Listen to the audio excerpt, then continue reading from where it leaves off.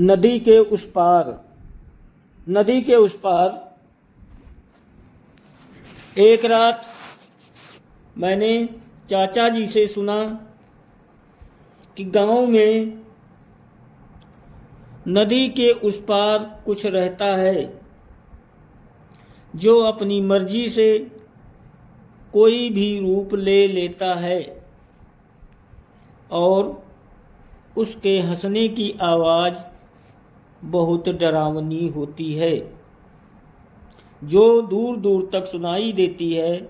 उसका असली रूप जिसने देखा उनमें से कुछ तो मर गए और कुछ बचे हुए उससे भयानक रूप के बारे में किसी को नहीं बताते थे। गांव के लोग डर के मारे उसका नाम लेने के बजाय वही कहते थे। खैर, उस रात मैंने ये सारी बात अपने दोस्तों को बताई और साथ चलने को बोला।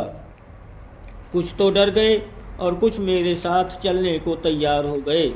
अब हम 4 दोस्त, मैं, बिट्टू, पवन और अशोक नदी की तरफ चल पड़े।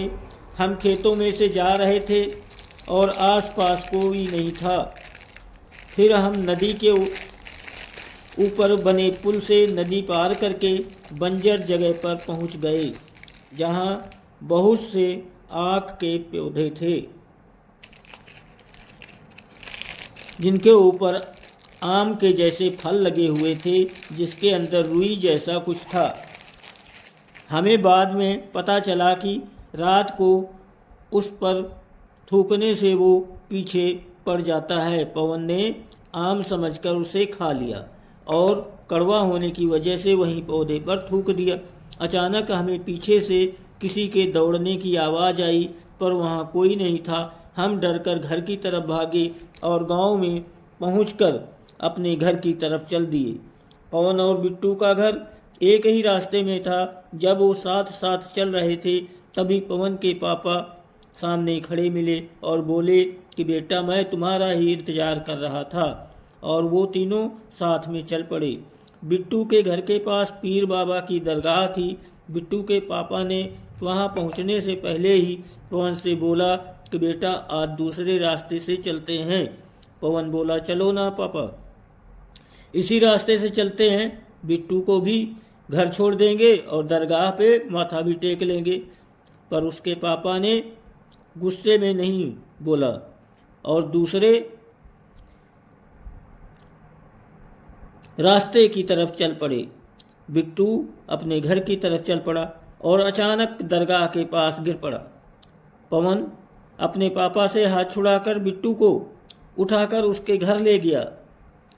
उसने पीछे मुड़कर भी नहीं देखा।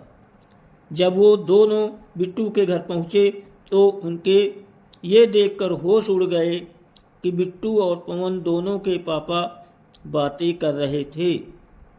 पवन को देखकर वो बोले, कहाँ खेलने गए थे बेटा? इतना टाइम हो गया। पवन घबराकर बाहर की तरफ दौड़ा और उसे दूर दूर तक कोई नज़र नहीं आया और अचानक एक डरावनी हंसी की आवाज़ सुनाई दी और सब शांत हो गया।